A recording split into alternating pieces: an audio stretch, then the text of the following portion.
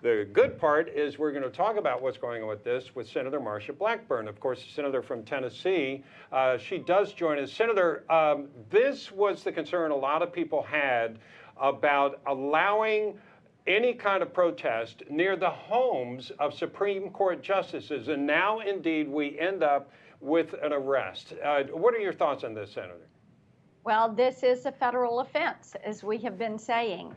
It is a federal offense. It is a crime, a felony offense, to try to intimidate, harass a judge, to try to influence the outcome of a campaign, of a decision. So they know that they are committing a crime, but it appears that people are trying to push the envelope when you have these protests that are right at the edge of a justice's property, when they're disrupting the entire neighborhood. People cannot get in or out of their homes or in or out of their streets. You know, Bob, this is something that we have been watching. We're very concerned about, and indeed, this arrest last night shows that there are people who are going to push this limit as far as they possibly can. Yeah, and Senator, do you feel that even former White House Press Secretary Jen Psaki, when she was saying it's fine to protest outside of their homes, but just keep it peaceful, do you think that's sending the wrong message?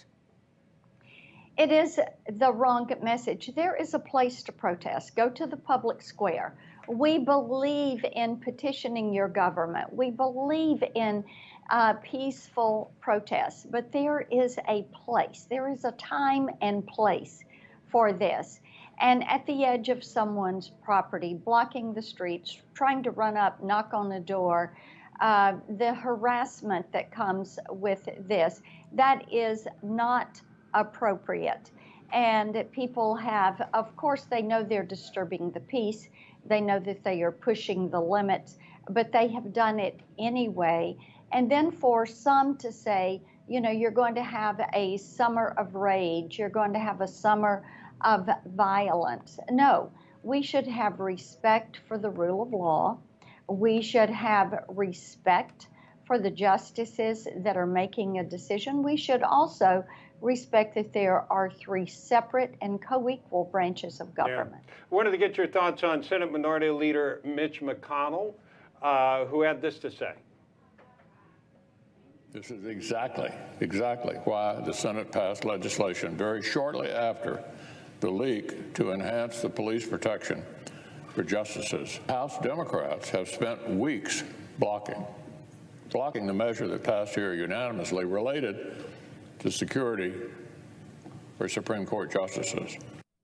Yeah, let's talk about that, Senator, because you can educate us on what exactly he's talking about. But there are some funds and approaches to trying to make sure there's more security for the justices. What's going on with that? That seems like a no-brainer. It's like, let's all agree that co-equal branch of government should be protected. That's exactly right. And you do have the marshals of the court that are there to protect the Supreme Court. They're also investigating whomever conducted this leak. And what we knew and what the Senate, as Leader McConnell said, there was unanimous agreement that there were additional funds needed so that the FBI could provide additional protection to the homes of these justices with the U.S. Marshal Service, the Marshal Service of the court, the FBI, to make certain that they were safe because of the threats that were coming in. As I said, the threats of a summer of rage, the threats of continuing to protest at the homes of these individuals, the doxing of the residences of all the justices, putting them on a map, That's and showing where to go. Yeah. Now, we know that the governors of Virginia and Maryland have put additional protections around these justices also. And in Maryland, my understanding is that the state law enforcement entity was involved in the apprehension of this guy. All right, Senator Marsha Blackburn, thank you very much. We appreciate your insight on this. You got it.